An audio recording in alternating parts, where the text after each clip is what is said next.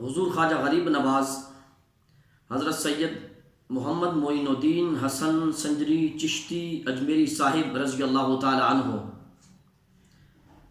ایک دن آپ چل رہے تھے کہ چلتے چلتے آپ کا گزر آتش پرستوں کی ایک جماعت کے پاس سے ہوا، اور وہ آتش پرست اس وقت عبادت آگ کی پوجا کر رہے تھے، آگ کی عبادت میں مشغول تھے۔ تو آپ نے ان کو فرمایا کہ لوگوں، تم اس کی پوجا کیوں کرتے ہو؟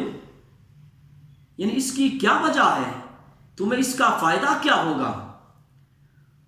تو انہوں نے بتایا، وہ کہنے لگے کہ ہم اس کی پوجا اور عبادت اس لیے کرتے ہیں کہ یہ دوزخ میں ہمیں نقصان نہ پہنچائے،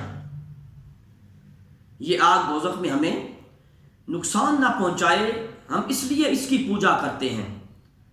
تو آپ نے فرمایا، نہیں، اس کے نقصان سے بچنے کا یہ طریقہ ہرگز نہیں ہے، اس کے نقصان سے، آگ کے نقصان سے بچنے کا طریقہ یہ نہیں ہے، بلکہ طریقہ یہ ہے کہ اس آگ کی بجائے اس ذات کی پوجا کرو جس ذات نے اس آگ کو پیدا کیا ہے، اس آگ کو پیدا کرنے والی ذات کی پوجا کرو۔ تو پھر اس آگ کی کیا مجال ہے کہ یہ ذرا بھی نقصان پہنچائے؟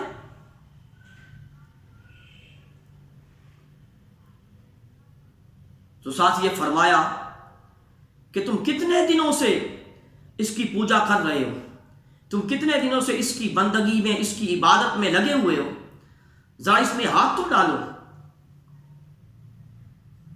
تمہیں معلوم ہو جائے گا کہ آگ کی پوجا کا صلہ کیا ہے۔ تو وہ کہنے لگے کہ آگ کا کام تو جلانا ہے، آگ جلا دے گی، ہمارا ہاتھ جل جائے گا، کیونکہ آگ کا کام جلانا ہے۔ اور ساتھ کہنے لگے کہ اس پہ کیا ثبوت ہے کہ حق پرستوں یعنی حق تعالیٰ کی پوجا کرنے والوں کو یہ آگ نقصان نہیں پہنچاتی؟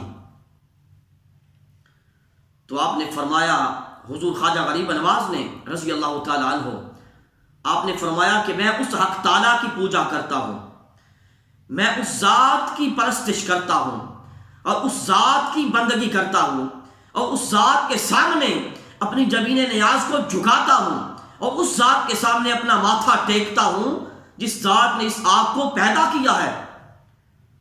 اور فرمایا کہ اس آگ نے میرے جسم اور میرے ہاتھ کو تو کیا جلانا، یہ آگ تو میری جوتی کو بھی نہیں جلا سکتی، اس کی کیا مجال کہ یہ میری جوتی کو بھی جلا سکے، اس نے میرے ہاتھ اور جسم کو کیا جلانا۔